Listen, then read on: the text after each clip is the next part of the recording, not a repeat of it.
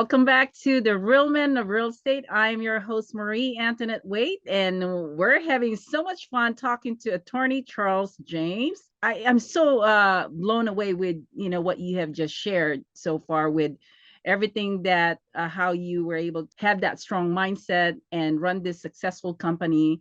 And now I wanted to ask you, and I can picture you running this company with such a strong personality. How is it with people working with you in action? I mean, are you like someone that is very firm or reserved or very vocal? How is it? I'm trying to picture it.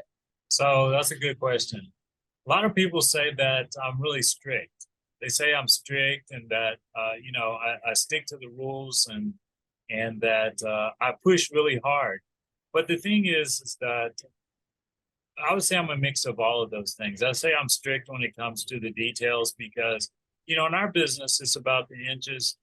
And if something says it's supposed to be 5 inches, it has to be 5. It can't be 3 because then the other part that comes after that won't fit.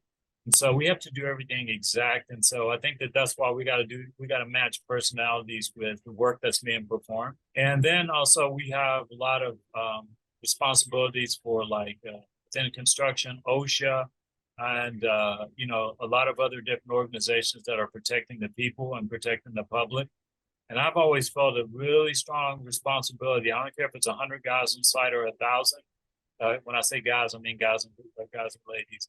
I felt a responsibility to bring those people home safe every day. And I saw a lot of workplace accidents where people would get hurt. And I know that these people have to go home to their families. They have to go home to themselves. And my responsibility is to make sure that that happens. So I can't be a person that is not going to be strict in that nature. Okay, so I've heard so many stories in regards to negotiation during the projects where some of them are very aggressive and some of them could be could be so angry in certain things that you guys are talking about. Have you had that kind of experience, and can you share how you were able to handle them? I certainly had that kind of experience. And the way I feel like you manage any of those experiences is you just have to be a professional.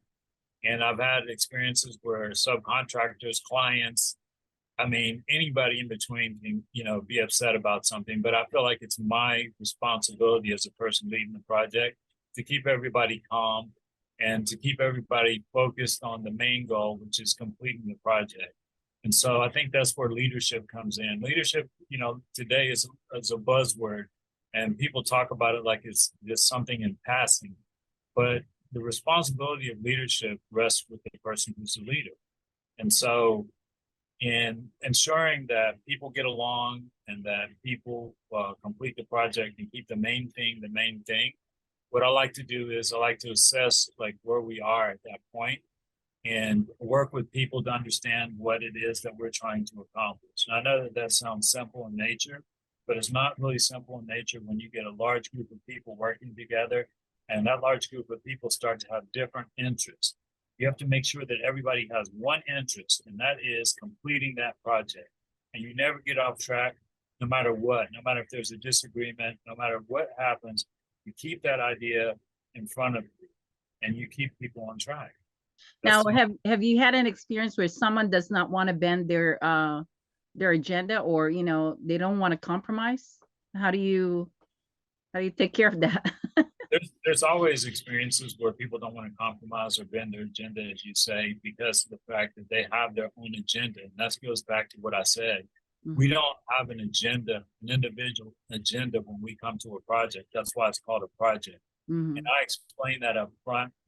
And I let everybody know that this is how the project is going to be run. And I give people the opportunity, if you don't think that the project should be run this way, you have the opportunity to walk away. Okay. But as a lawyer, everybody knows that if you sign the contract, you have a responsibility under the law. And as I stated at the top of your show, I'm not giving legal advice. This is purely for advertisement, and I'm not creating a attorney-client relationship here. But what you do is you have to, like I said, put the project in front of you, make sure everybody understands where you're going, what direction you're going in, make sure they face that direction every single day. And I feel like that's the leader's job. And that's why when you talk about mentoring, Richard built, multi-million dollar projects and, stadiums, stores that you know of. And he always talked to me about keeping everybody focused forward, keeping them focused forward. So as you build or as you're doing anything, these people will be going in the right direction. And that's basically what you have to do. And Maria, as you stated, there's going to be people that don't want to be on their agenda. There's going to be people that are angry. There's going to be people with a myriad of issues. But like I said, at the end of the day, you got to keep everybody focused. That's okay. Well, so let me change the topic this time, Attorney Charles. What do you think about the economy right now with all this interest rate going crazy? And how is that affecting your business? And what are you looking at in terms of the vision for your company? I think that what you have to do is you got to focus your business from the beginning. And what you do is when you set your goals at the beginning of the year, like in 2022, you set your goals, you have to know that the economy could crash, the economy could excel, the economy could do all kinds of different things.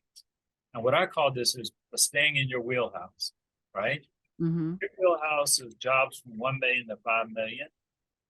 Yes, you want to increase and you want to scale. And everybody always talks about scaling. That's great. And, we all want to scale. But you have to scale to the degree that you're not going to lose your shirt. Because if you scale way above what it is that you actually budgeted or planned for, and the economy takes a tank, or the economy takes a change, interest rates start to increase, building starts to slow down, all these different things that happen, those things have to be in your business plan. And as you start to look today that people are saying, wait, interest rates are really going up. Okay, but in your business plan at the beginning of the year, you'd have to know that. You have to start thinking about that. There's many great organizations out there that can help you start to make those plans and have that idea. Now, if you look, there's a lot of construction companies in this business, and they had like hundreds of trucks and dozers and all this equipment.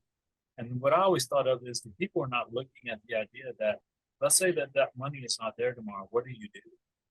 How do you run your business? And that's why I think that if you scale down and you look at building your business in strength in terms of profit, then you're going to have a better business because of the fact that you're scaling in a way that you're not going to outrun your business. Because when you do, you're going to either lose business or you're going to lose your entire company. So what I'm getting from what you just shared is that you either have to have a plan B strategy, and you also need to know what the forecast is going to be for the next year. Is that right? Yeah, but here's the thing. I want to go back because I never have a plan B. I told you I was a football player, right? Okay. Plan B. We don't have plan Bs. Plan A is to win. We don't have a plan B. So here's the thing. What you have to do is you have to look at your business in a pragmatic manner.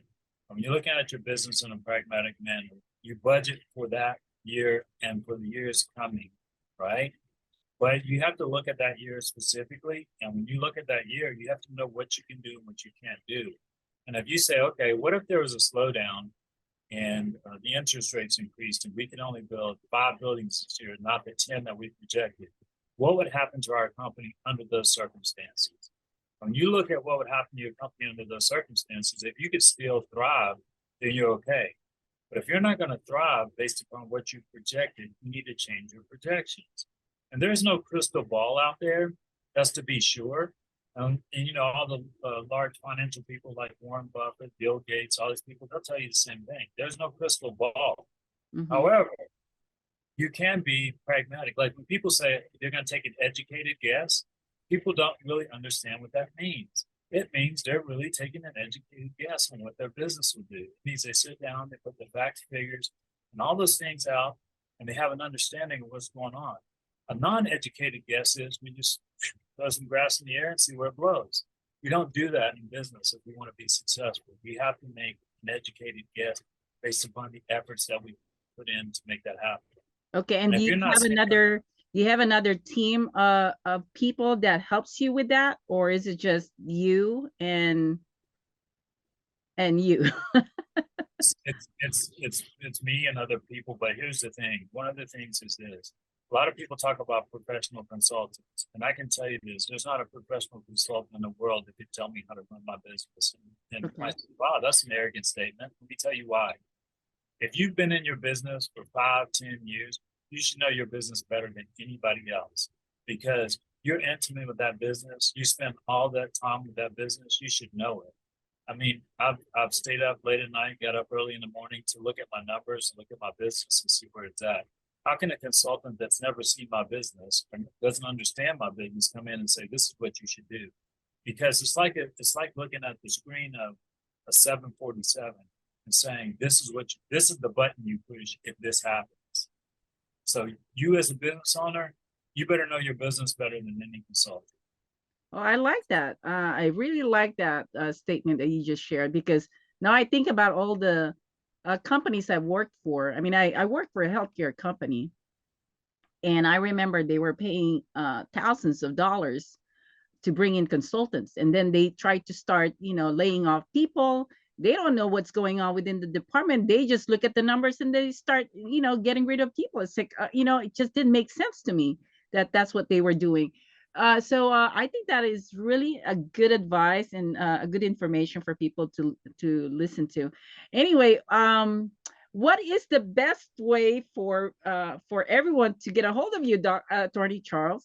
You guys can reach us at 626-428-3113. And you can also reach us at cjames@charlesjameslaw.com. See, that's what happens when you're overworked. I can't even remember all the email address. Okay, can we repeat the phone number again, Attorney? Because we have a lot of listeners.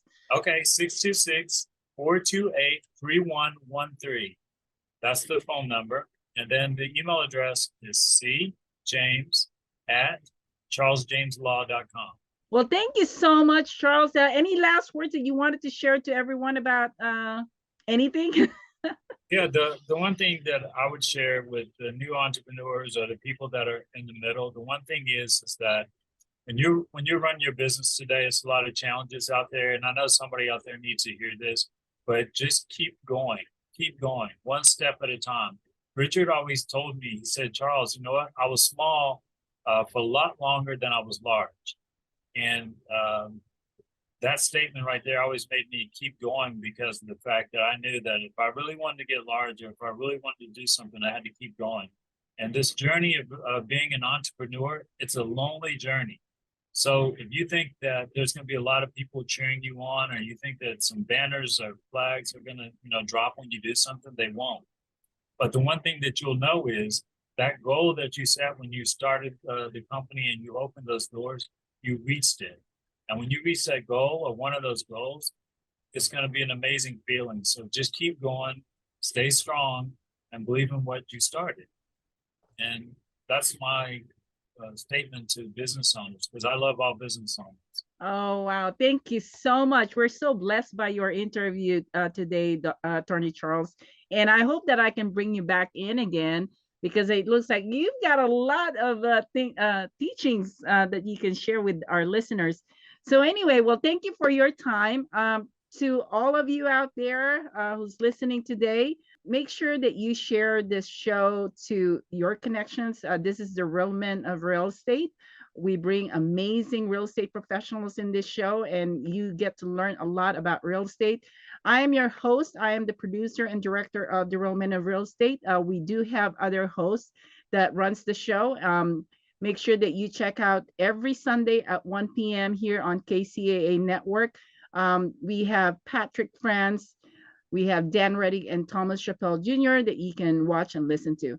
Anyway, don't go away. I will still have one more segment for you, and we will be right back.